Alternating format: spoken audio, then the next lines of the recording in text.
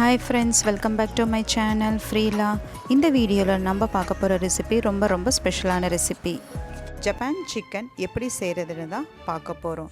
இந்த வீடியோ ரொம்ப ட்ரெண்டிங்கா நம்ம YouTubeல போய்க்கிட்டு இருக்கு. சோ அதை எப்படி செய்யலாம்னு பார்க்கலாம் வாங்க. வீடியோக்குள்ள போறதுக்கு முன்னாடி நம்ம சேனலை Subscribe பண்ணிக்கோங்க. கூடவே இருக்கிற பெல் ஐகானை கிளிக் பண்ணிக்கோங்க. வாங்க எப்படி செய்யறதுன்னு பார்க்கலாம்.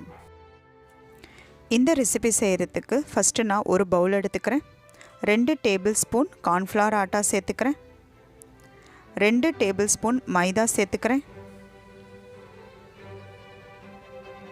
1 டேபிள் ஸ்பூன் இஞ்சி பூண்டு விழுது சேர்த்துக்கிறேன். 1 டேபிள் ஸ்பூன் மிளகுத்தூள் சேர்த்துக்கிறேன். தேவையான அளவு உப்பு சேர்த்துக்கிறேன்.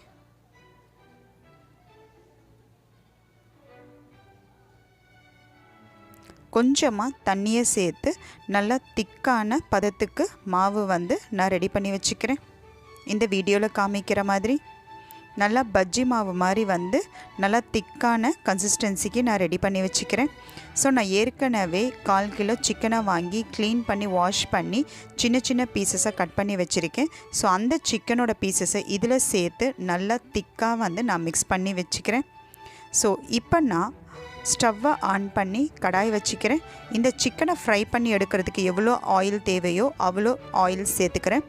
ஆயில் சூடான உடனே இந்த சிக்கனை கொஞ்சம் கொஞ்சமாக சேர்த்து நல்லா ஒரு கோல்டன் ப்ரௌனில் ஃப்ரை பண்ணி எடுத்துக்கிறேன்.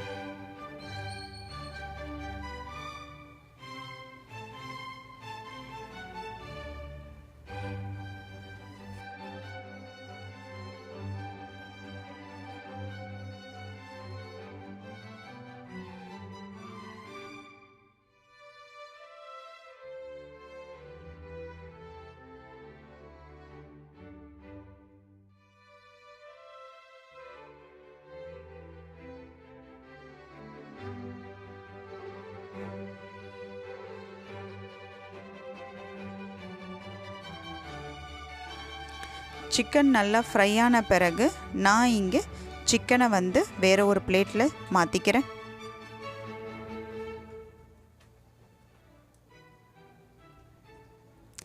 இப்போ நான் ஸ்டவ்வை ஆன் பண்ணி வேறு ஒரு பாத்திரம் வச்சுக்கிறேன். அந்த பாத்திரம் சூடான பிறகு 3 டேபிள் ஸ்பூன் எண்ணெயை சேர்த்துக்கிறேன்.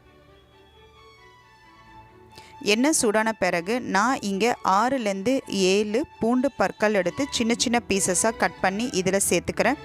சேர்த்து நல்லா பொன்னிறமாக வறுத்துக்கிறேன். பொன்னிறமாக வறுப்பட்ட பிறகு 2 பச்சை மிளகாயை பாதியாக புட்டு இதில் சேர்த்து அதையும் நல்லா வறுத்துக்கிறேன். 10 பாதாம் எடுத்து கொஞ்சமாக தண்ணியை சேர்த்து நான் நல்லா பேஸ்ட் பதத்துக்கு அரைச்சிக்கிறேன். அந்த பாதாமோட பேஸ்ட் நான் இதில் சேர்த்து நல்லா வதக்கிக்கிறேன்.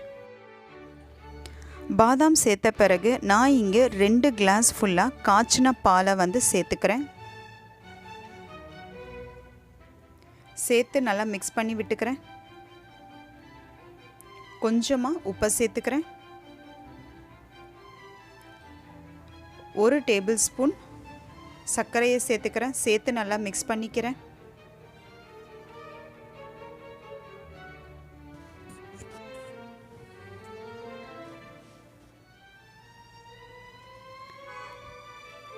நல்லா மிக்ஸ் பண்ண பிறகு நம்ம ஏற்கனவே ஃப்ரை பண்ணி வச்சுருந்த சிக்கனோட பீசஸை நான் கொஞ்சம் கொஞ்சமாக இதில் சேர்த்து நல்லா மிக்ஸ் பண்ணிக்கிறேன்.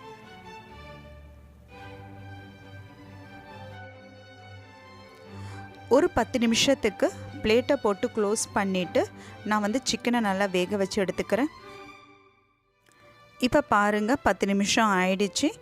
சேர்த்த பால் எல்லாமே குறைஞ்சி நல்ல க்ரீமியான பதத்துக்கு வந்துருச்சு. நல்ல திக்கான கன்சிஸ்டன்சிக்கு வந்துருச்சு. ஸோ இதுதான் கரெக்டான பதம்.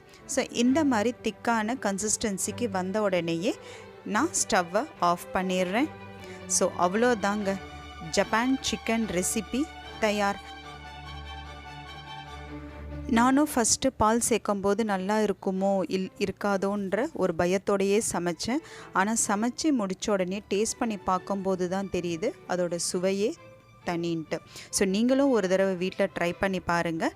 ட்ரை பண்ணி பார்த்துட்டு எப்படி இருக்குன்னு சொல்லுங்கள்.